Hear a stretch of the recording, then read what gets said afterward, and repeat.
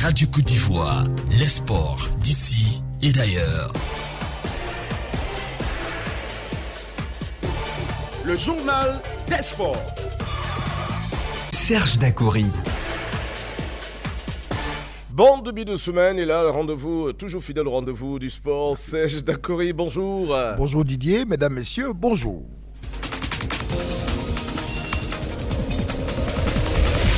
Bonjour à tous. Du football sur le continent pour ouvrir ce journal des sports avec les éliminatoires du Mondial 2022 au Qatar.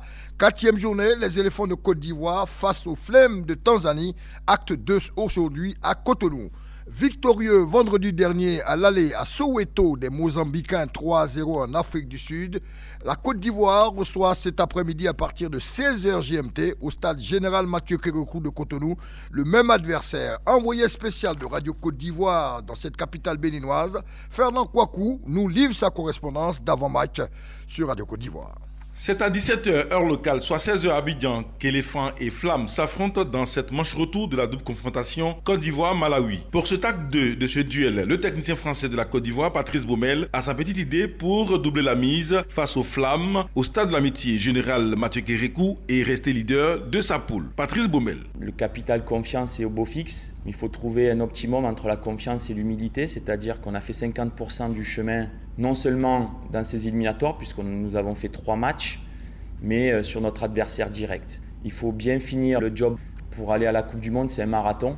Aujourd'hui, nous sommes au 21e kilomètre et il va falloir négocier les 21 autres kilomètres. Donc ne pas s'enflammer, garder la confiance. Nous avons un groupe de qualité et se servir toujours du groupe pour ramener 3 points à Abidjan. Dans cette marche vers le Qatar, l'harmonie du groupe est indispensable. Sur cet aspect, le technicien français rassure le public ivoirien. Il va me falloir faire des choix, je dois sortir 6 joueurs. Nous sommes 29, c'est un crève-cœur pour moi, parce que les 29 peuvent jouer. Plus Sébastien Allaire qui m'a encore appelé ce matin, qui n'est pas avec nous, pour des raisons heureuses, familiales. Voilà, il est avec nous, malgré que sa femme va accoucher, il m'envoie des messages tous les jours, on s'appelle tous les jours. Il aimerait être ici.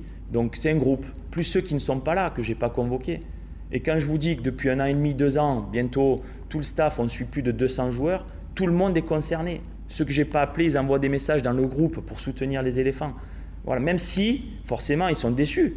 Côte d'Ivoire-Malawi, c'est à 16h, heure d'Abidjan. Soro Draman, Fernand Kouakou, Cotonou, Radio Côte d'Ivoire. Cette 4e journée a débuté hier, 4e journée des éliminatoires mondial 2022 a débuté hier avec quelques résultats avant donc la confrontation de cet après-midi Côte d'Ivoire face au Malawi. Dans le groupe B, la Zambie et l'équipe de la Guinée équatoriale ont fait match nul, 1 but partout. Mauritanie et Tunisie 0-0 à Nouakchott, c'est le groupe B. Dans le groupe C, eh bien, Centrafrique a été surpris par le Nigeria qui a pris sa revanche. Les Super Eagles ont gagné en Centrafrique 2-0. Le Cap-Vert a disposé du Libéria 1-0 dans le groupe E. Le Kenya également est tombé à domicile battu par les Aigles du Mali 1-0. Ouganda 1, Rwanda 0. Bénin à la maison à Cotonou est tombé devant la Tanzanie 1-0. Madagascar a disposé du RD Congo par la plus petite marge 1-0.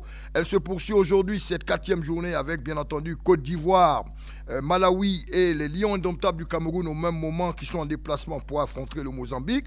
Il y a aussi d'autres affiches comme le Gabon de Aubameyang qui recevra l'Angola. Le Burkina à Ouagadougou au stade du 4 août sera face à Djibouti. Le Burkina sera face à Djibouti mais au Maroc parce que le stade du 4 août est donc suspendu. Et la Libye sera face à l'équipe de l'Égypte.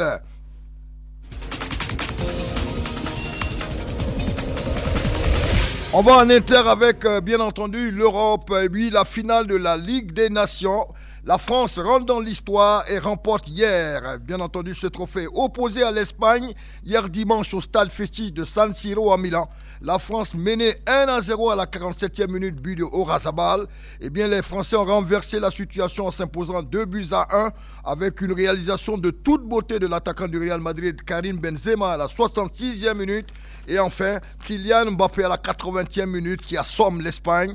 Eh bien, Didier Deschamps et sa troupe remportent la Ligue des Nations et succèdent au Portugal. La France, eh bien, a été renversante sur 2 matchs face à la Belgique menée et encore face à l'Espagne. C'est une équipe à réaction, mais qu'une équipe qui gagne.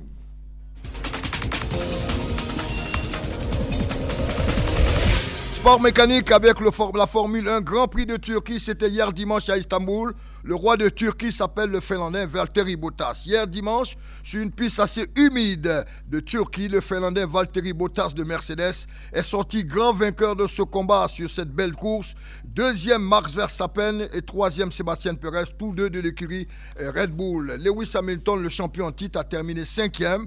Et du coup, Max Verstappen, avec cette deuxième place, devient leader au classement général de pilotes avec 6 points d'avance sur Lewis Hamilton. On finit avec la boxe en inter avec ce combat de titans. Hier, c'était dans la nuit de samedi à dimanche en poids lourd WBC. Oui, Tyson Fury, le tenant du titre, l'anglais, opposé à l'américain Deontay Wilder. C'était à Las Vegas dans la nuit de 3h du matin. Et de son combat de titans, eh bien, le gros de 120 kilos, 2,6 m, l'anglais a conservé sa ceinture. Il a mis KO l'américain à la 11e reprise. Du coup, eh bien, il est le roi du poids lourd en WBC. Tyson Fury est donc décidément sur notre planète en poids lourd. Voilà donc tout en ce qui concerne ce premier journal des sports sur Radio Côte d'Ivoire. Merci à vous, Serge Dacoury. À tout à l'heure pour le deuxième journal.